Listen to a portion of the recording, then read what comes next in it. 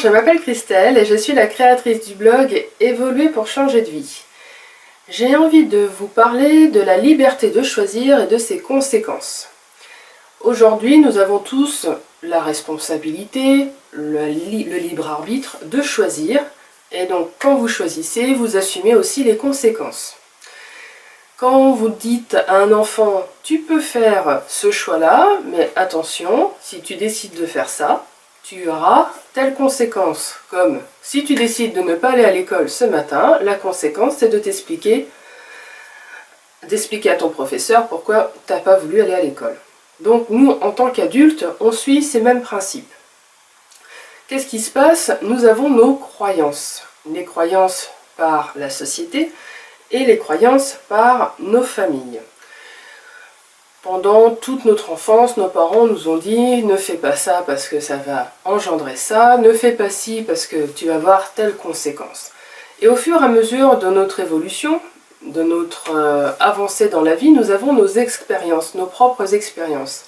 Et il arrive un moment où on se dit « mais tiens, c'est bizarre, toutes mes croyances, j'ai bien écouté ce qu'on m'a appris, mais là j'arrive à un carrefour de ma vie où ces croyances ne me conviennent plus. » Donc, libre à vous de faire votre choix et de vous dire « mais moi ça, je préfère ça », même si j'ai toujours entendu dire qu'il fallait faire ça ou ça. Donc, aujourd'hui, nous sommes dans un mode où la société nous dicte à peu près comment on doit avancer dans notre vie, mais en fait, si cela ne vous convient pas, à vous de choisir le bon mode d'emploi pour vous. Nous sommes des êtres uniques, donc il y a tellement de possibilités pour qu'on puisse vivre notre vie dans l'harmonie par rapport à ce dont on a envie et par rapport à ce dont on a besoin. Donc écoutez-vous ici. On doit s'écouter ici, au plus profond de notre être. Avec l'expérience que vous avez bien pu vous rendre compte s'il y a des choses qui vous interpellaient, qui vous intéressaient, qui vous aidaient à avancer ou pas. Donc écoutez-vous. Vous savez ce qui est bon ou pas pour vous. Et ce qui est bon pour vous est forcément bon dans votre développement. Par contre, c'est pas parce que votre voisin va faire les choses comme ça que vous devez les faire pareil. C'est différent pour chacun d'entre nous. Donc je vais vous prendre deux exemples. Le premier exemple est la vie de couple. Vous avez le schéma familial avec votre père, votre mère qui vivaient de telle ou de telle façon. Sauf que vous vous apercevez que dans votre vie de couple, ça ne correspond pas du tout à vos attentes. Déjà, la vie de couple, c'est trois. C'est l'individu, donc homme ou femme, ou homme-homme ou femme-femme, donc deux individus, et le couple, donc le troisième. Et il faut nourrir le couple et il faut se nourrir en tant qu'individu. Donc, vous avez des attentes, respectez vos attentes et répondez à vos attentes. Chacun a des attentes différentes. Donc, vous pouvez et vous devez répondre à vos propres attentes. Si au niveau des tâches ménagères, vous vous dites, tiens, mes parents ils faisaient ça et ça comme ça, mais vous, dans votre couple, ça ne vous convient pas, mais changez d'organisation. N'attendez pas de se dire, mais tiens, mais pourquoi ça ne marche pas comme ça, et de continuer dans cette voie-là.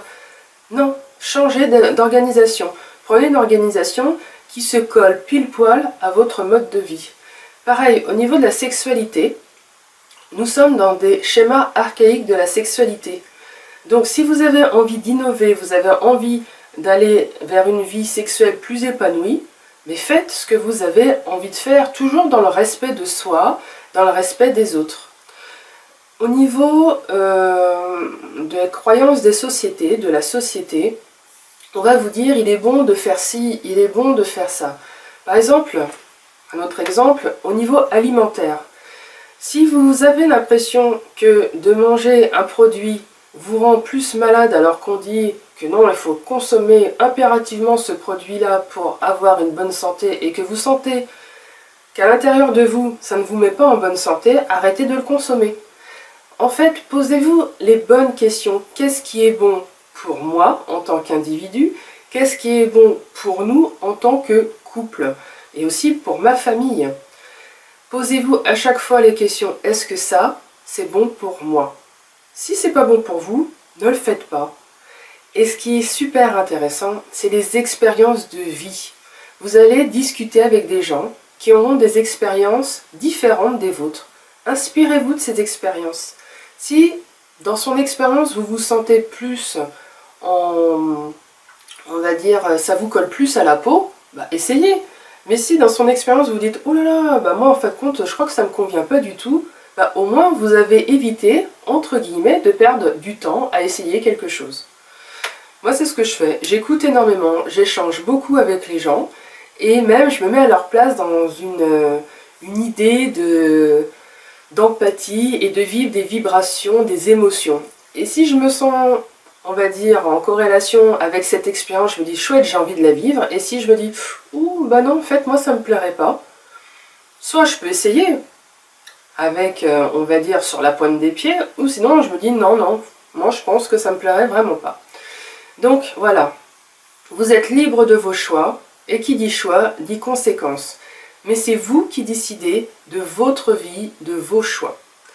J'espère que j'ai pu vous aider sur la liberté des choix et des conséquences, et je vous souhaite une très très belle journée. À bientôt.